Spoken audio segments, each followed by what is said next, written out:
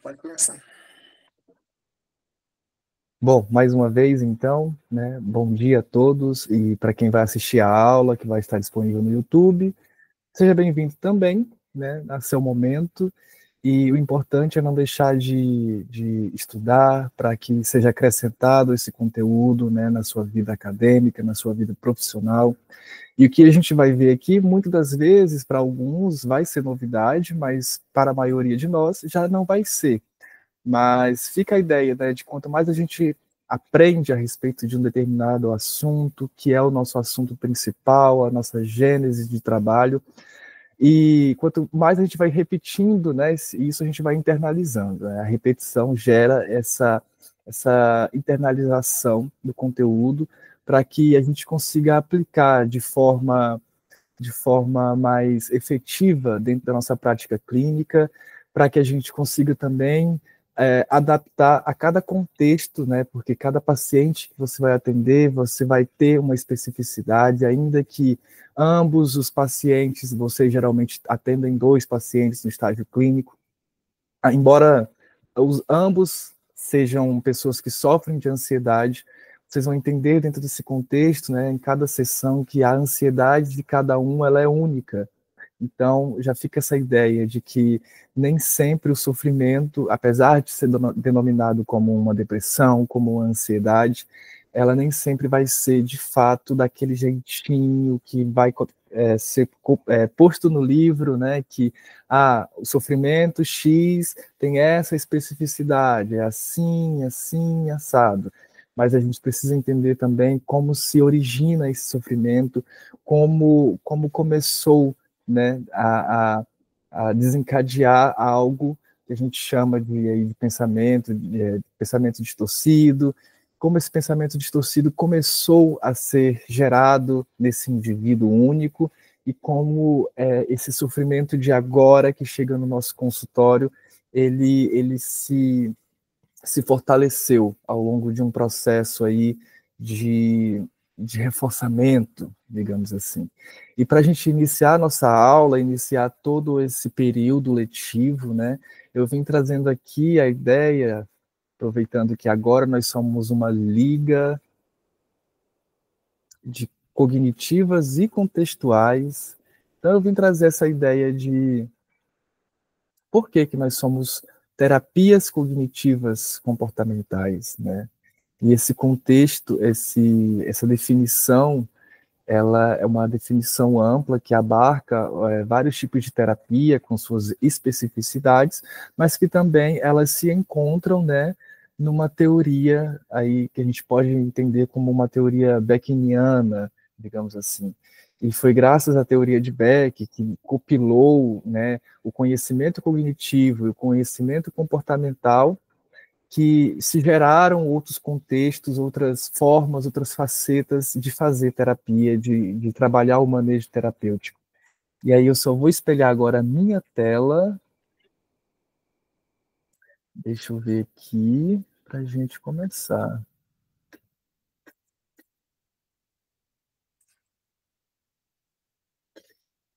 Preciso decorar como eu espelho tela, gente.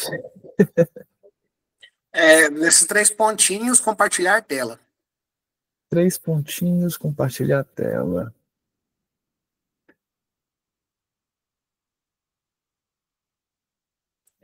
Tem uma, Tela. tem uma seta aí, Max. Uma seta puxando para cima.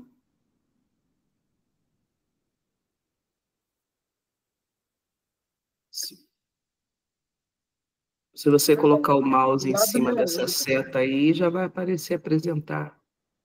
Do lado da mãozinha, Max. Do lado da mãozinha, eu achei. Deixa eu ver aqui.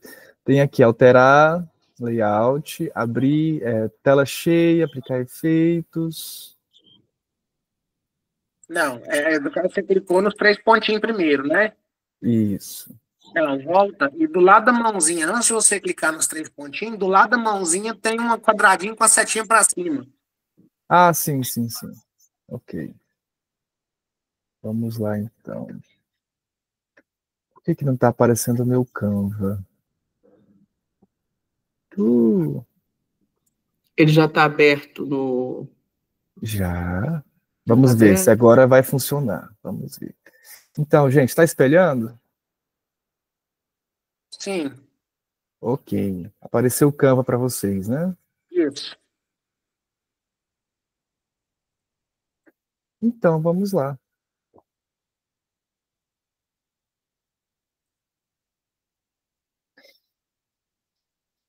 Se de repente a minha voz sair aí com algum problema, cortado, vocês me notifiquem, por favor. Tá bom. Então, galerinha, as terapias cognitivas comportamentais, elas têm uma origem comum e, de acordo com o seu desenvolvimento, elas vão ganhando aí suas especificidades, suas aplicabilidades. Uma vai ser mais efetiva e com algum paciente, em contrapartida, com outro paciente, com outra demanda, um outro tipo de terapia cognitiva vai ser a mais efetiva. E aí a gente tem esse desenrolar, né, de conhecimento, que não é um conhecimento estático, mas ela é uma coisa contínua. Então a gente vai entender de forma breve como se deu esse conhecimento, mas antes, para quem não me conhece, tem alguém aí na turma que não me conhece, que nunca me viu? Se tiver, fala eu e bloqueia de novo aí o microfone. Eu. Tem uma pessoa. Quem é essa pessoa? A Elda, Max.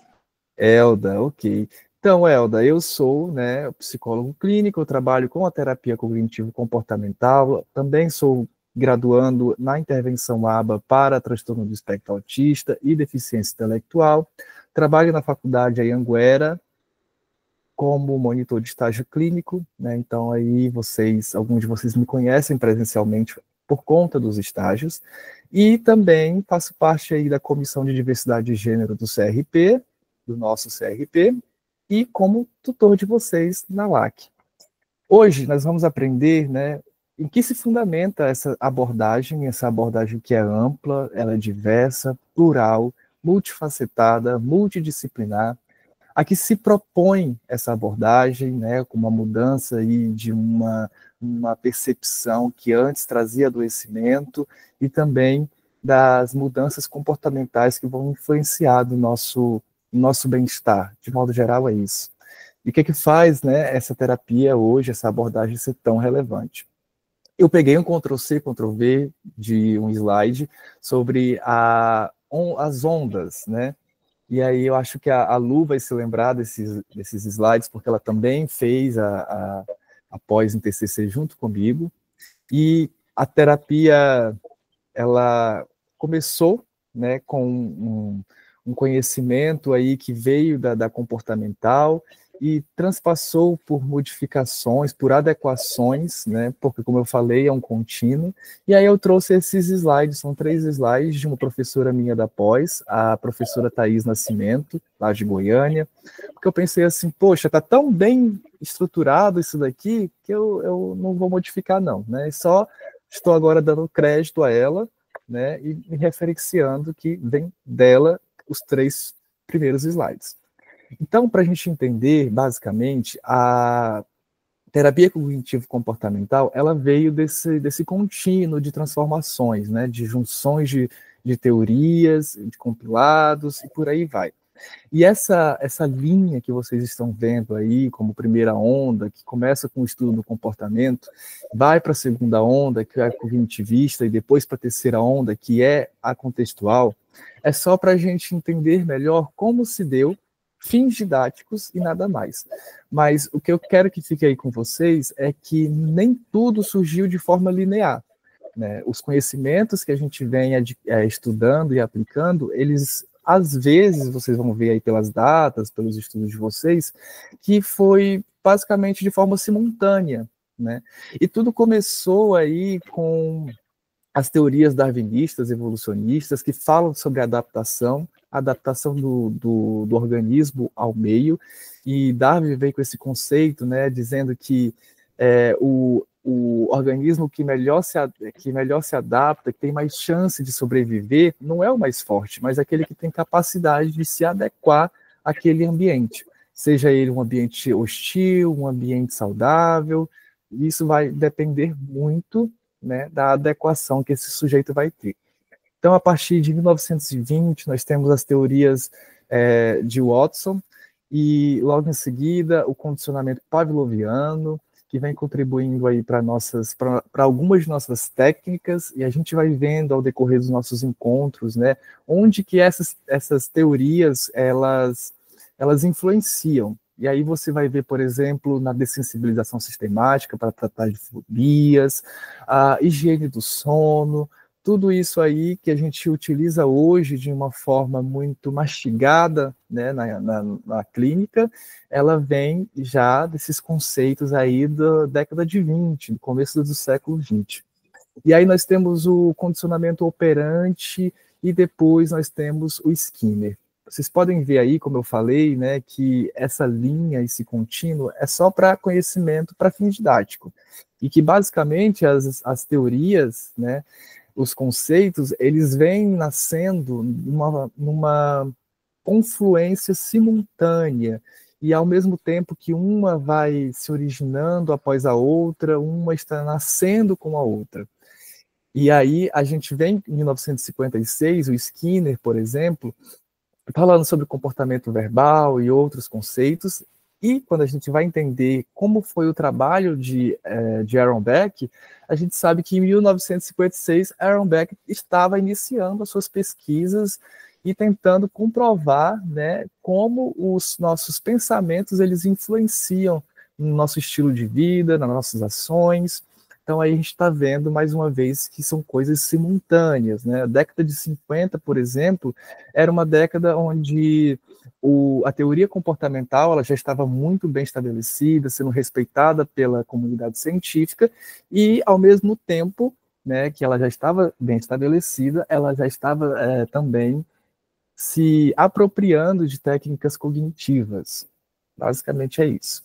Então nós temos aí a segunda onda, que é propriamente dita a revolução da cognição, de onde vem, né, o conhecimento da ciência cognitiva para a clínica, né, e nascendo aí uma terapia cognitiva. Aí, mais uma vez, a gente dá alguns passos para o passado, dando crédito também à filosofia de Epiteto, século de 1800, e, né, aí a gente dá um pulo de novo lá para o século XIX, entendendo que, como vocês já sabem, quem já passou pelas matérias de matrizes, né, viu que a Aaron Beck era um psiquiatra, ele era um psicanalista, e aí ele precisava, né, de que o seu trabalho fosse respeitado pela comunidade científica. Então ele queria ver se as teorias a respeito da depressão, onde tudo surgiu, né, a nossa TCC surgiu a partir de uma necessidade, e aí ele queria ver se os preceitos que diziam respeito ao funcionamento da depressão, da pessoa deprimida, eram de fato aquilo lá. Então ele começou a estudar, e aí ele viu que, na verdade, aquelas teorias, aqueles conceitos precisavam se adequar a um sistema mais científico, né? E aí, como eu posso entender melhor esse sistema científico? O que ele exige de mim, né? Propriamente dizendo assim, a ciência, ela se divide ali, o conhecimento científico se divide em duas áreas. Ela começa com uma teoria e ela passa a ser lei. Dentro da física, por exemplo, acho que vocês vão lembrar das 3 leis de Newton, né? E já surgiu essa dúvida aí, por que as leis de Newton são entendidas e definidas como leis? Alguém já parou para se questionar? O que é uma lei científica? O que é uma teoria científica? É uma lei porque pode ser aplicado em qualquer lugar, em qualquer contexto. Exatamente, pode ser aplicado em qualquer lugar. Se você quiser replicar para explicar e para demonstrar aquele funcionamento, vai acontecer da forma como se especifica tal funcionamento, tal conceito. Né? Então, nós temos ali a lei de reação e reação, a lei da inércia e por aí vai, porque ela é replicável. E aí, dentro da comunidade científica, eles olhavam para a nossa profissão e falavam assim, olha, isso daí que vocês fazem não é ciência. isso daí que vocês fazem é um misticismo, é uma pseudociência. Vai lá para o campo da religião porque vocês não estão no lugar certo. E aí, por causa dessa necessidade de um respeito, né, na comunidade científica, a gente precisa trabalhar com replicação. Nós precisamos trabalhar com, olha, a gente vai definir essa tese e a gente vai aplicar essa tese aqui de que o ser humano é assim, que ele reage assim por conta disso e daquilo, em diferentes contextos. E aí, por causa dessa tentativa, nasce outras concepções da psicologia que estão se contrapondo às concepções que já existiam.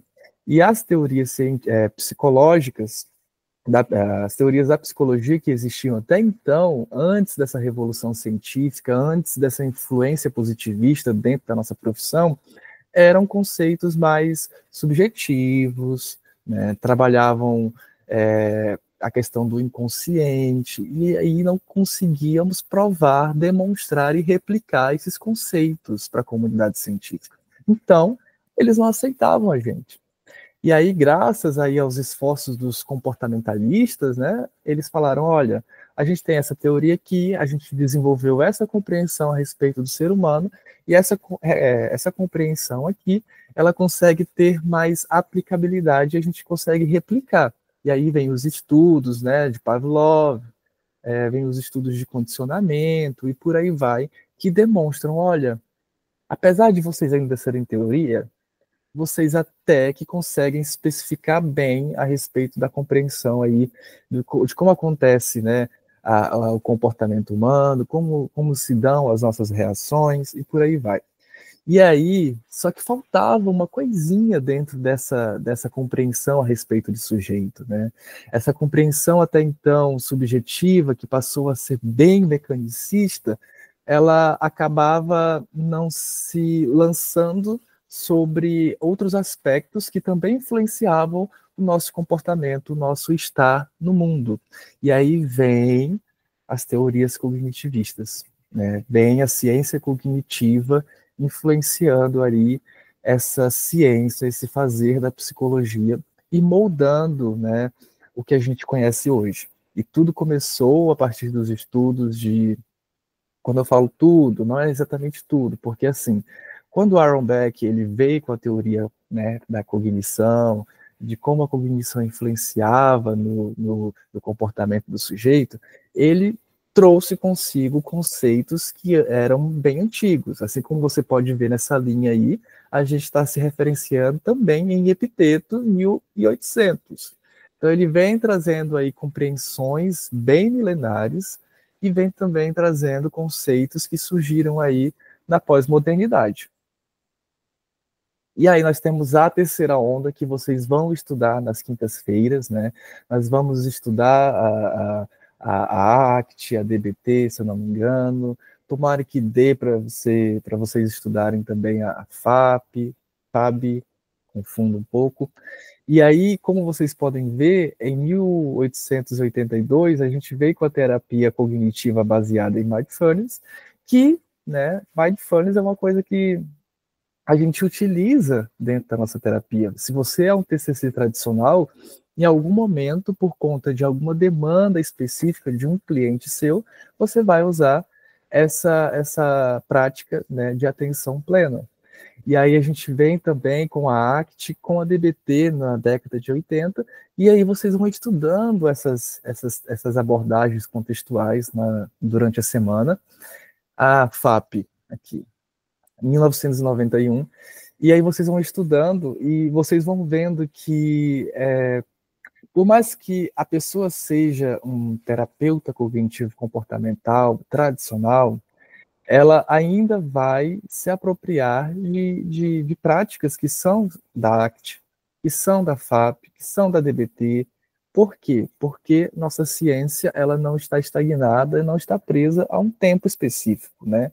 Nós estamos aí em constante evolução.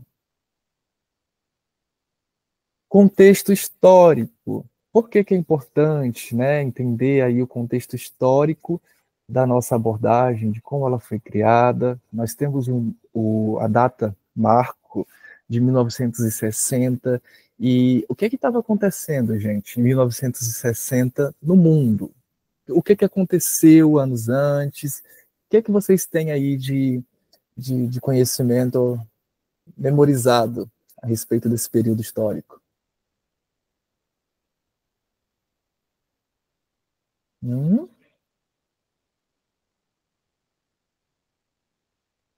E aí, gente, todo mundo saiu?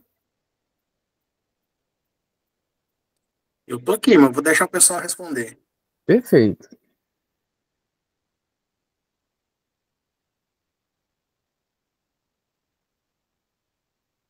E aí, gente, o que aconteceu?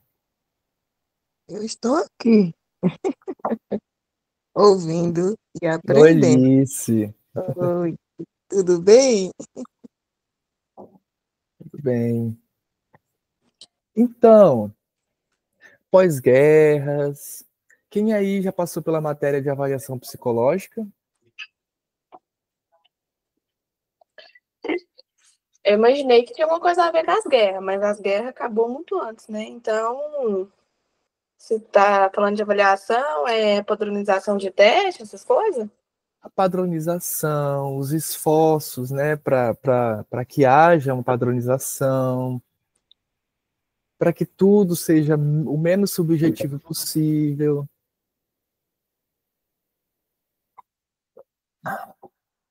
Filosoficamente, o que estava acontecendo aí nas décadas seguintes do pós-guerra?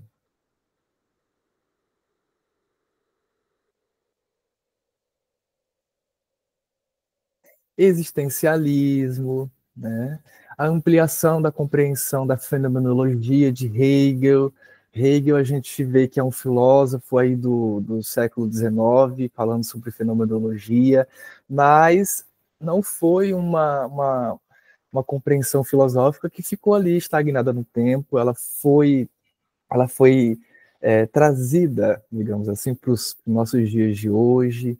E aí, né, na década de 60, nós tínhamos vários protestos, né, a respeito da liberdade individual, dos direitos humanos, do respeito igualitário.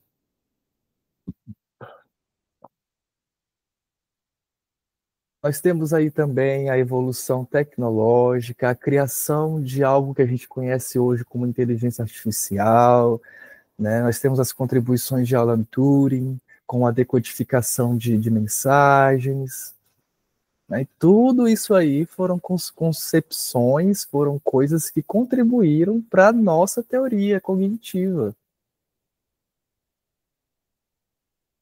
Max, como assim? Calma. Não é preciso aprender e correlacionar isso hoje, mas é importante saber que nós somos produto de um tempo.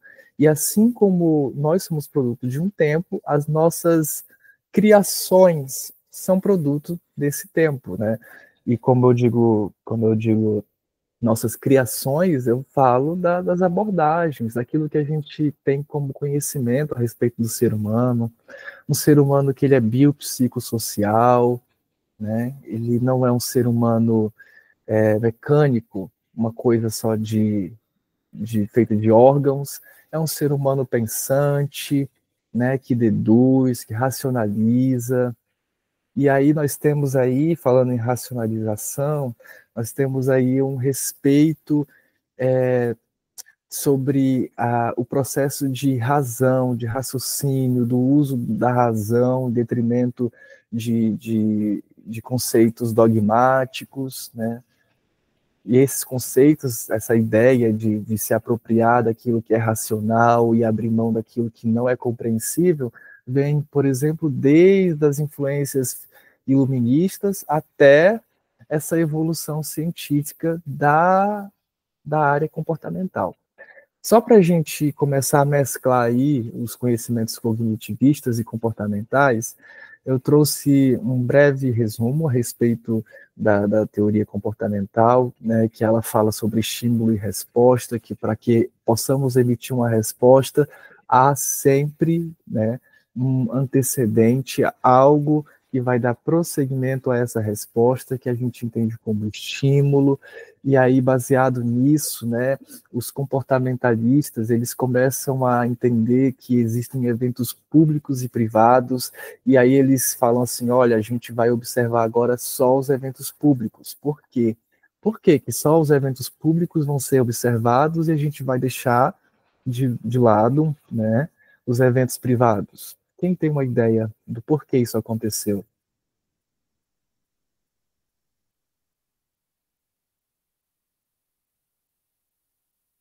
Repete a pergunta, por favor, Max. Por que que dentro da ciência comportamental eu vou focar primeiramente dentro do analisar eventos públicos e deixar de lado os eventos que são privados?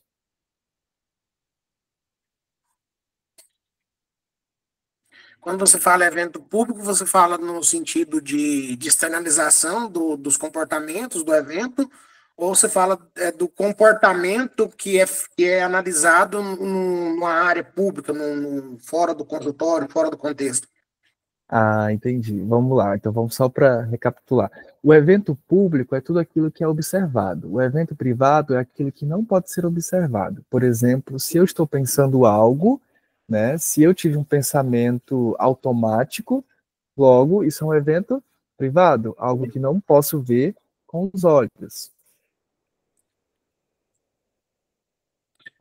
No meu modo de entender a situação, eu acredito que essa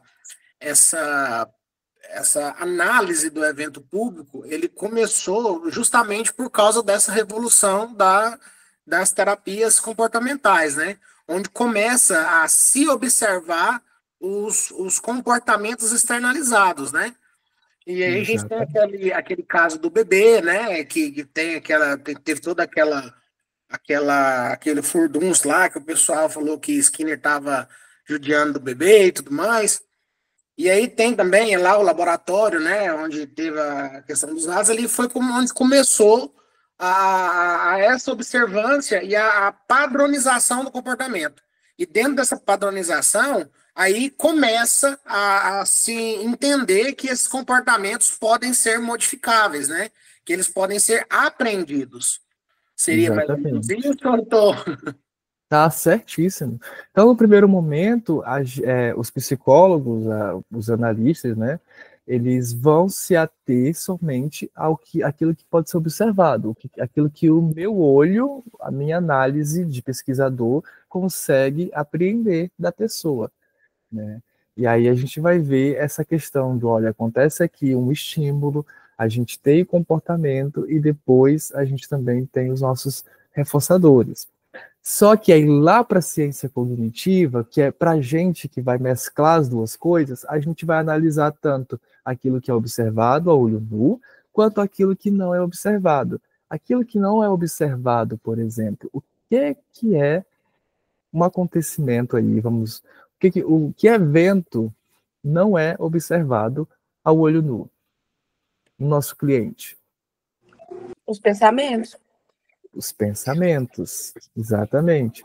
Então, no primeiro momento, né, os comportamentalistas eles vão focar só em evento público.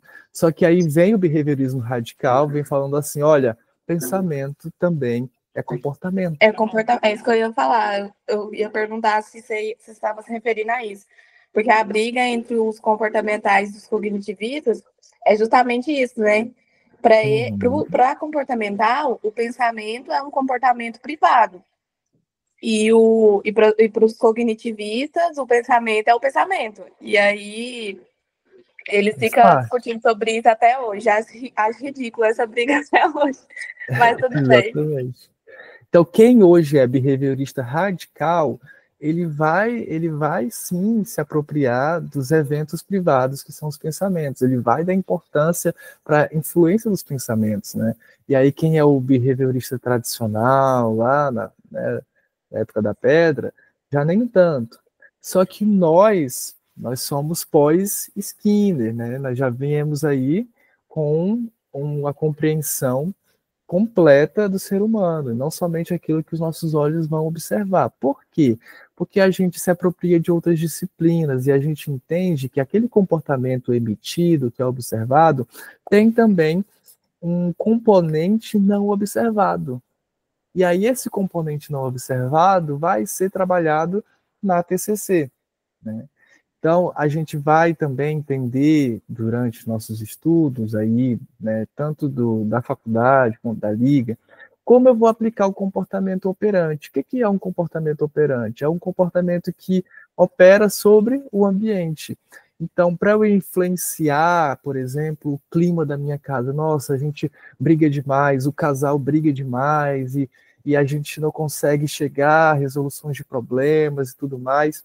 Então, a gente vai pegar ali conceitos do que é um comportamento operante para trabalhar aquele ambiente conflituoso na tentativa de tornar ele um ambiente mais ameno, mais saudável. E o condicionamento, né? Aquilo que é reforço positivo, negativo, punição. Então, quando a gente vai ajudar o paciente a sair de um estado deprimido, a gente vai trabalhar com ele, o condicionamento também. O que faz efeito para esse meu paciente, o que faz ele se sentir melhor, o que faz ele se sentir pior.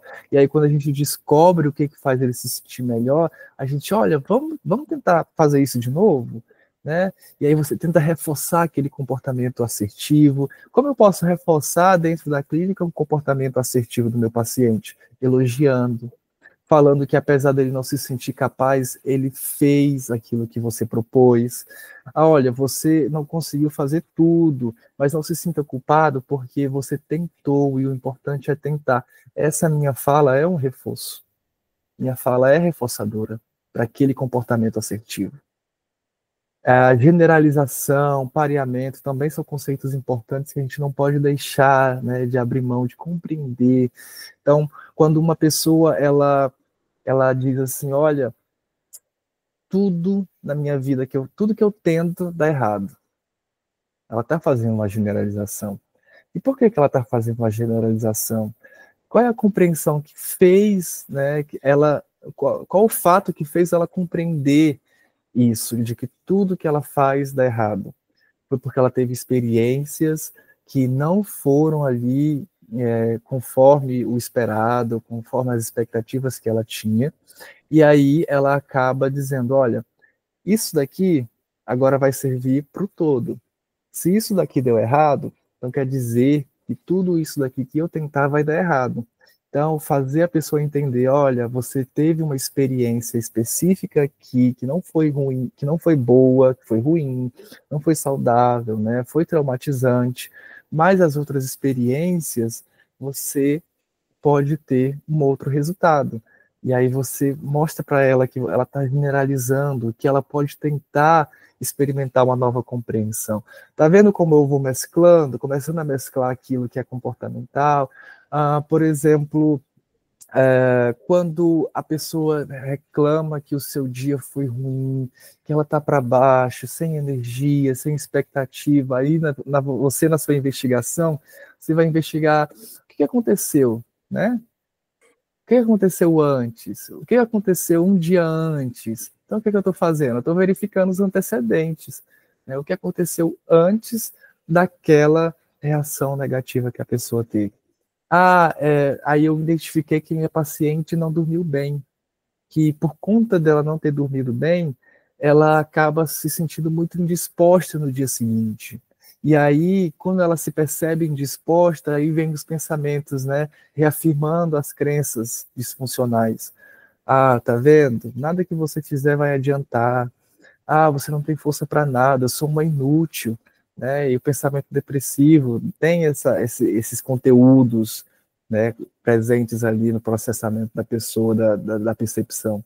Poxa, eu estou sem energia, não consigo levantar e fazer comida. Mas cadê o antecedente? Como é que foi a noite de sono da pessoa? E aí você, por exemplo, vai tratar de ajudar ela a fazer uma higiene do sono. Então, quando você fala para o seu paciente, vamos desligar as luzes tantas horas antes de dormir, vamos trocar a tela do seu telefone por uma tela que tem aquela iluminação amarelinha. Se possível, vamos trocar a lâmpada, né? Se você pode ligar uma abajur ao invés da lâmpada, a lâmpada branca. Então, você está trabalhando ali as contingências. Então, você vai tentar modificar as contingências para trazer um comportamento desejado, dormir bem, dormir com mais qualidade, né? Como é a sua cama? Será que você se sente confortável nessa cama? E se a pessoa tiver condições de dormir num lugar melhor, né, você está modificando as contingências para que ela tenha um sono de qualidade e no dia seguinte ela não emita as mesmas respostas. Estou cansada, não vou conseguir fazer nada, não vou conseguir prestar atenção. Então, a gente vai vendo aí, né, as teorias se entrelaçando, se complementando na hora da prática.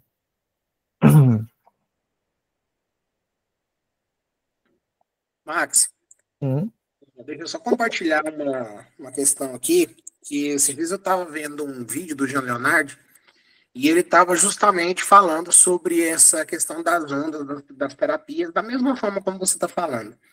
E ele trouxe um ponto interessante, que era um conceito que eu tinha, e que ao ver a explicação dele, eu entendi que aquele conceito meu era equivocado. Talvez isso possa ser também um conceito que algum colega possa ter. Eu achava que as terapias, né, primeira, segunda e terceira onda, elas vinham como substituta, né? A segunda onda substituindo a primeira, a terceira substituindo a segunda. E pelo que o Leonardo explicou, não é dessa forma, né? São adaptações. Por exemplo, você tem as terapias de segunda onda, que no caso são a TCC, que foi uma adaptação à terapia comportamental, né? Ao behaviorismo radical. E hoje você tem as contextuais, que são uma adaptação da segunda onda. O que não quer dizer que a terceira onda seja melhor do que a segunda, nem que a segunda seja melhor da primeira. Ou que a primeira tenha falhado, a segunda tenha falhado. Não.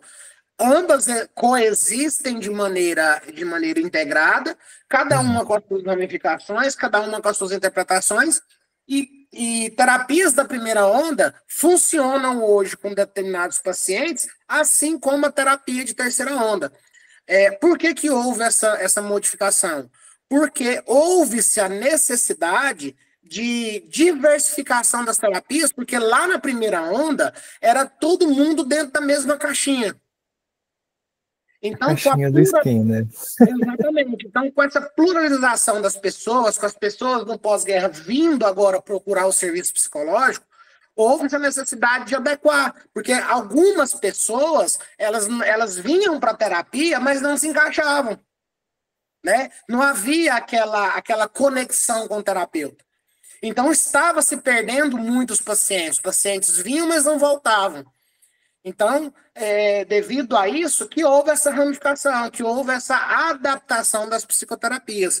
E era um conceito que eu tinha, que talvez algum colega possa ter, se alguém quiser, depois eu posso até mandar lá no grupo da Liga, o vídeo onde ele explica. É um vídeo de 40, 50 minutos, onde ele está... Inclusive, ele fala, é um podcast, né? Só porque é no YouTube. E aí ele explica muito bem justamente essa sequência que você está explicando, ele explica cada uma da mesma forma como você está fazendo, e ele faz essa observação. E eu achei muito interessante essa observação justamente por isso, né? Porque não quer dizer que nós hoje estamos nas terapias de segunda onda que a primeira não funcione. Cada uma tem seu público, cada uma tem a sua adaptação, né? Mas essas terapias de terceira onda, elas vieram pela pluralidade de pessoas que agora estão procurando o consultório clínico, né? Sim, e aí a gente, como eu falei, né, eu sou um TCC tradicional, mas eu vou trabalhar conceitos da ACT dentro do meu consultório. Então, quando eu vejo uma pessoa que está com a desregulação emocional, que ela é ansiosa, né, e aí eu vejo que ela tem a tendência de fugir daquela sensação de ansiedade.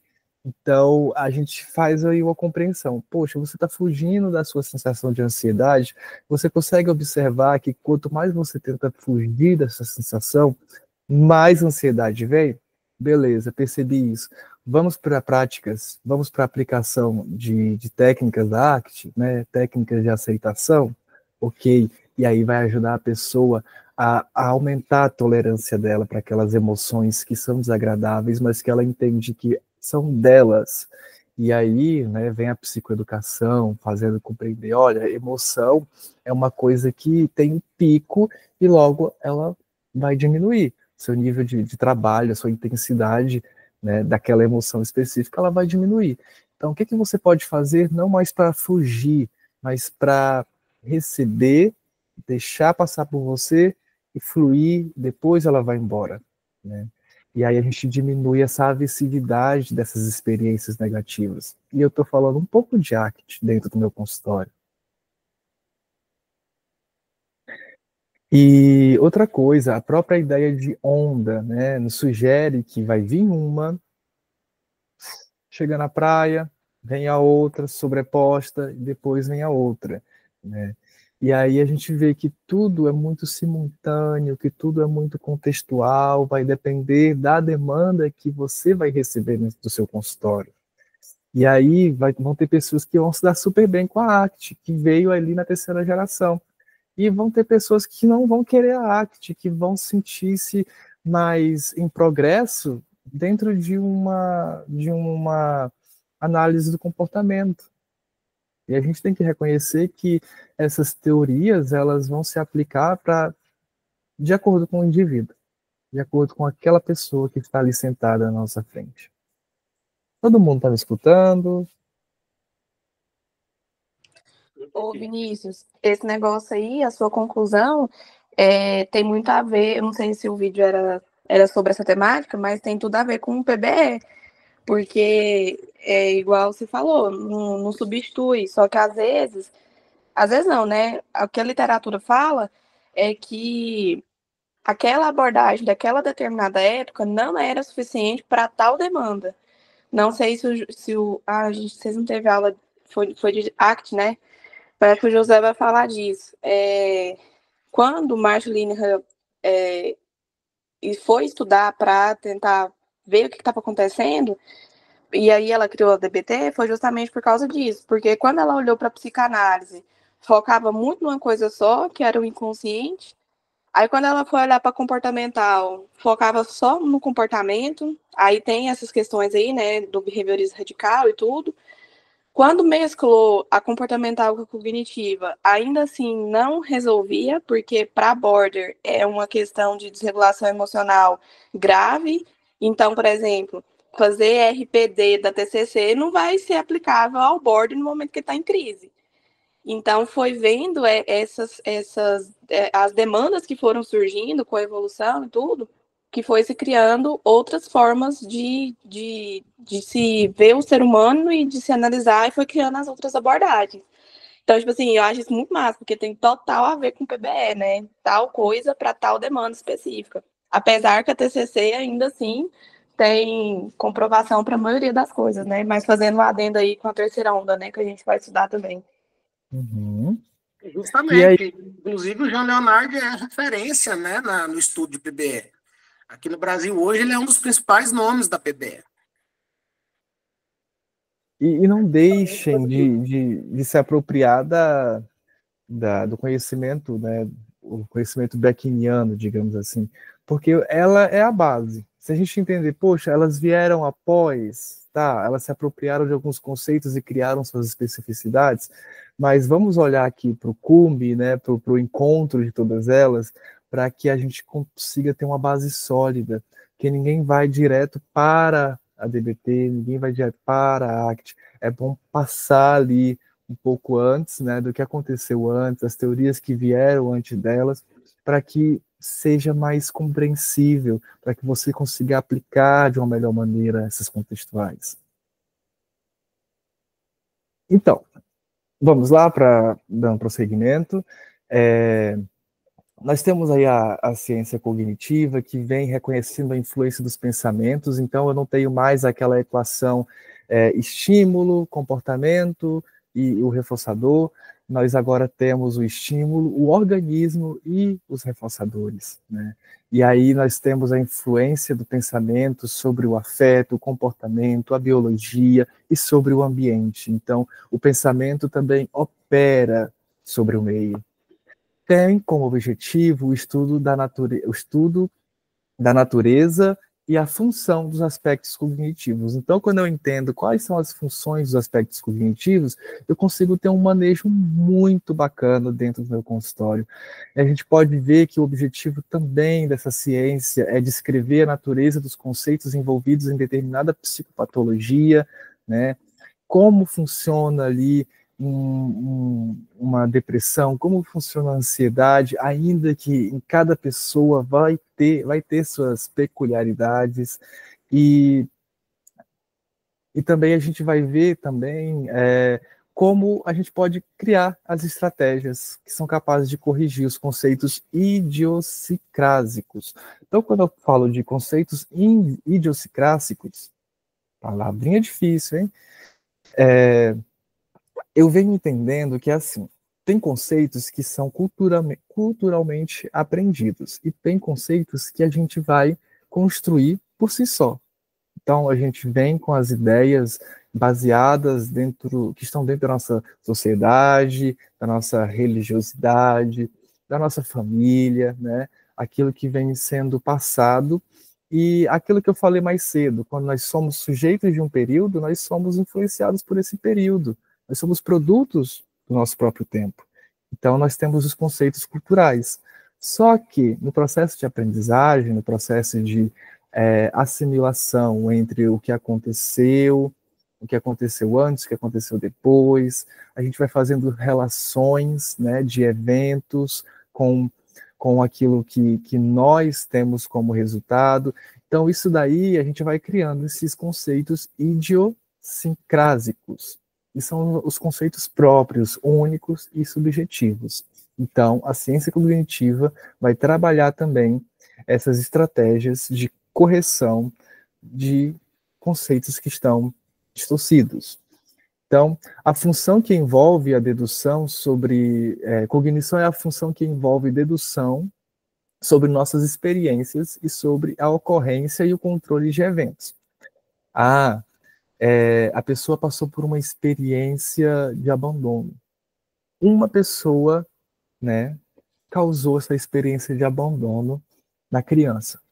E aí, o que a gente tem no consultório, geralmente? A gente tem uma pessoa que passou por um processo de abandono de um dos pais e ela acha que todo mundo vai abandonar.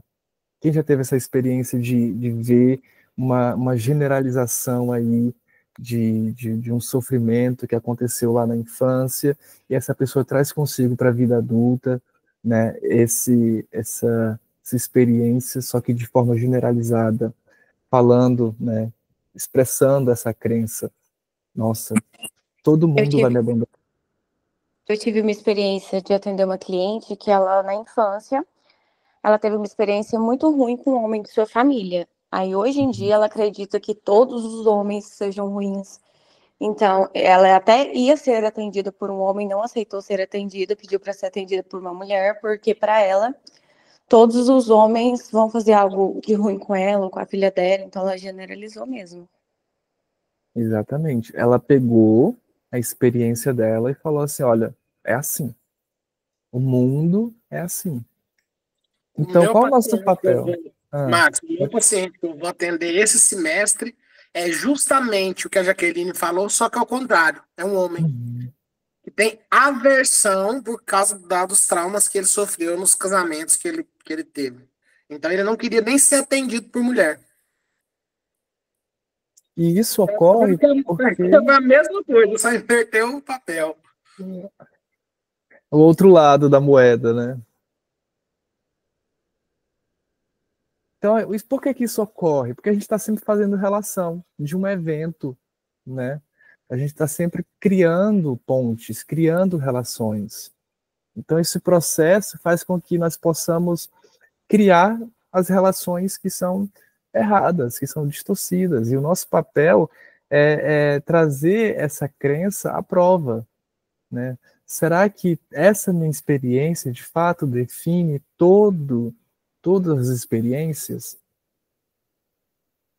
Então, o processo de identificar e prever relações complexas entre eventos, de modo a facilitar a adaptação a ambientes passíveis de mudança, é cognição. Engraçado, né? A gente sempre está procurando um meio de nos adaptarmos. Então, a gente vem ali com aquela ideia evolucionista, darwiniana, que o organismo ele quer se adaptar, e ele quer se adaptar para a sobrevivência, né, do seu organismo, da sua espécie, né? A gente sempre está nesse movimento de adaptação.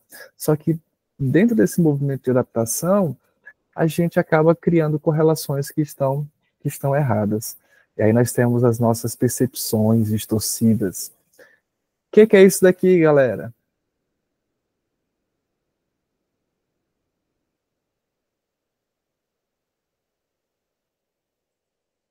Olhando A assim, tríade cognitiva. Certeza. Exatamente. Exatamente. olhando assim de primeira, não dá para perceber, não, mas parece a tríade cognitiva. Tá um pouquinho diferente, mas você vê aí, né, que existem 3 pontos, três ilustrações que nos referenciam a ideia da tríade cognitiva. Então, a nossa cognição, ela tem como função processar, armazenar e usar as informações, né? Então, como foi que eu aprendi aquele conceito? Como foi que eu aprendi que eu sou feio? Né? E aí a gente vai trazendo através de diálogos a gente vai lançando luz, né, através dos diálogos terapêuticos. Como foi que esse seu paciente aprendeu isso que ele está trazendo para você através dessa fala? Então esse conceito que ele tem de si mesmo, que é o self, como foi que ele construiu esse conceito? E esse julgamento a respeito do mundo, né, o mundo que é o seu ambiente, que são as coisas ao seu redor, né, que são as contingências, e essa percepção de mundo. O mundo é cruel, as pessoas são horríveis, as pessoas são falsas. Então, como ele construiu? E aí ele construiu isso através da própria execução das funções cognitivas, que armazenou, que percebeu, que processou a informação e que armazenou de determinada maneira. Então nós temos aí algumas funções, dentre elas nós temos a percepção, nós temos a atenção, memória, linguagem, raciocínio, tomada de decisões, a inteligência emocional, e também nós temos a imaginação e criatividade. Essas são funções da cognição. Então, como eu executo essas funções vão determinar o que eu apreendo do mundo e como eu vou julgar esse mundo. Quem aí já passou pela matéria de avaliação psicológica viu que a atenção ela pode ser compreendida em 3 facetas. Quem pode deduzir quais são os 3 tipos de atenção que existem?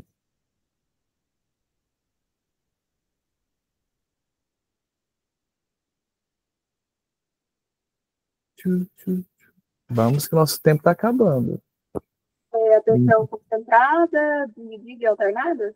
Exatamente. E como é que eu percebo o mundo?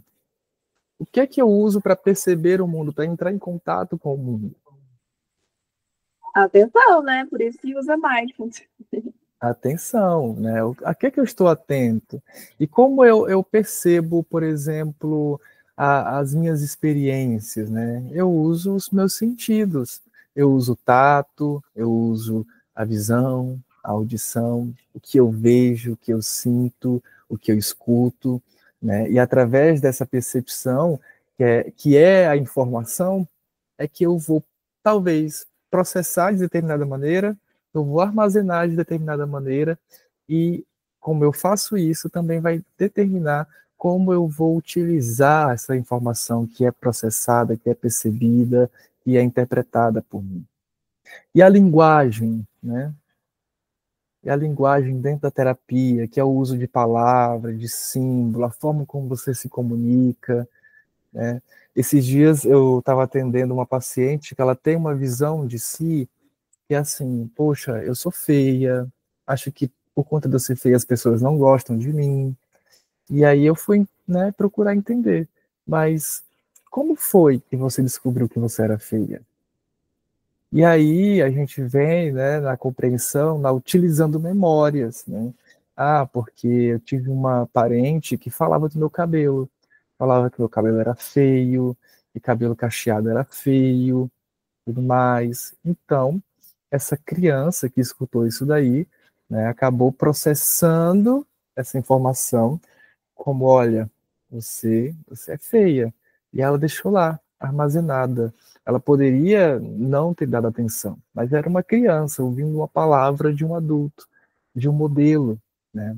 E aí ela internaliza isso, ela guarda consigo essa memória e ela leva para a forma como ela vai estar no mundo.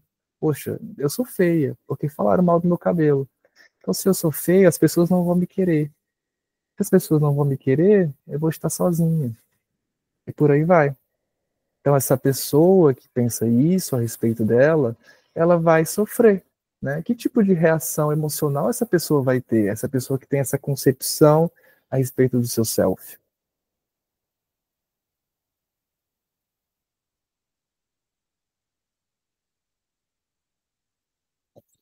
Hipóteses.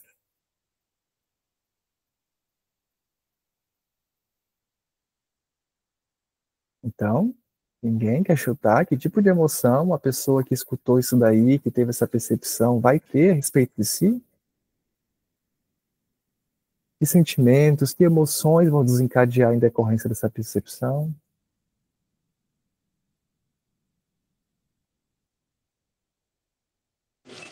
Se for pensando na tríade cognitiva, eu acho que desvalor, né? Desvalor, mas e emoções? Que tipo de emoção essa pessoa vai ter?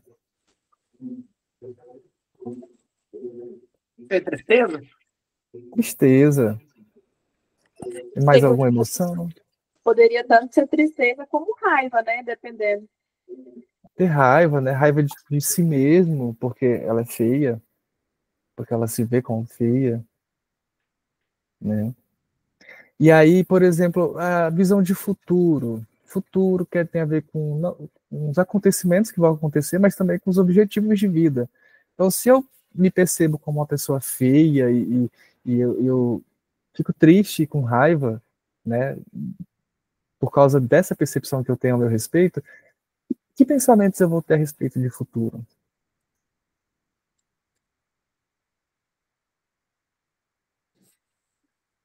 Deduções, vamos lá. Olha, eu acredito que a pessoa que ela tem essa crença. Pode falar, Luciana. São hipóteses, né? Pode ser mais de uma resposta, mas eu queria ouvir de vocês que teor de resposta. Eu acho que se a pessoa tem o sentimento de que eu sou feia, ninguém vai me amar, ninguém vai gostar de mim, né? Nunca vou ter valor para ninguém. Acho que esses pensamentos virão à mente se ela mantiver isso. Sim. E aí essa pessoa, ela pode ter prejuízo, né, nas relações. Ela pode até se privar de começar algo, de tentar algo, sabendo, achando, né, que já vai dar errado, que nada dá certo para ela. Exatamente. Então, esse ambiente, né, ele vai trazer uma interpretação de que, olha, existe um padrão de beleza, você não se encaixa, né, o padrão de beleza, já que a pessoa, né, usando o exemplo que eu trouxe, a pessoa criticou o cabelo da pessoa, cabelo cacheado, então ela vai achar que o padrão aceitável é um cabelo liso, né? Então ela vai tentar se esforçar para se encaixar, ou ela vai, né, ela vai se privar desses ambientes. Então aí são deduções. Então, dentro da terapia, né, a gente foi compreender, mas como você ouviu isso? Como você aprendeu essa ideia de que você é feia, que seu cabelo é feio, né?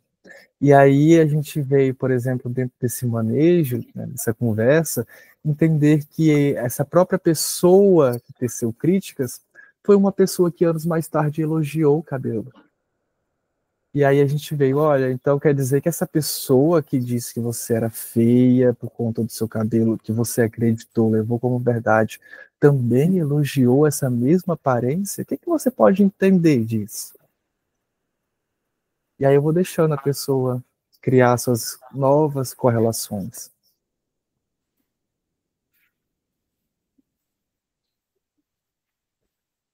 Então, gente, trouxe um pouquinho para vocês a respeito, né, desse processamento, de como acontece através das funções cognitivas que nós temos, assim como a percepção, os tipos de atenção, né, a linguagem, que são funções da cognição, e todas essas funções vão fazer a gente receber o mundo, compreender o mundo e atuar nesse mundo. E aí, né, a gente vem também finalizando com a ideia de que a TCC está longe de ser uma disciplina linear e alheia a mudanças históricas e às demandas sociais do seu tempo. Ela é multifacetada, de sua origem até a contemporaneidade, sofrendo influências de concepções filosóficas milenares, assim como eu falei do estoicismo, do budismo, mas também de teorias modernas e pós-modernas, assim como o racionalismo, o positivismo, o construtivismo e por aí vai. Então, o que eu estou fazendo é lançando luz ao que você tem que entender, né? Nós não vamos sair daqui dessa aula compreendendo todos esses conceitos, mas nós vamos sair com a ideia de que, olha, é naquela direção que eu preciso ir para que eu consiga ser um psicólogo profissional, um psicólogo que é muito bem embasado dentro da sua teoria. E aí a gente vai, a cada momento, construindo esse saber nos encontros, trazendo mais exemplos.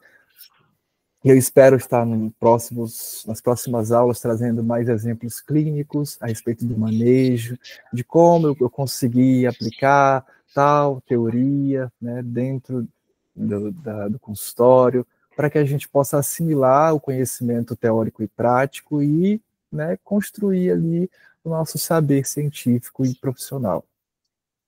Certo? Então, muito obrigado. Vou disponibilizar os artigos para vocês lerem e a gente fica por aqui.